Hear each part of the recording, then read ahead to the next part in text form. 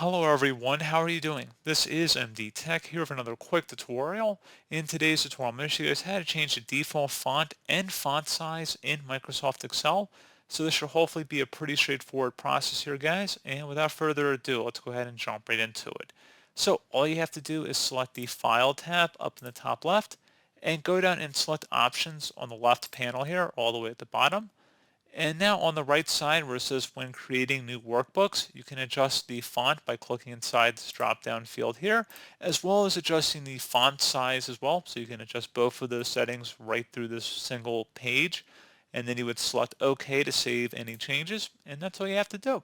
So pretty straightforward process, guys. Do hope I was able to help you out. And I do look forward to catching you all in the next tutorial. Goodbye.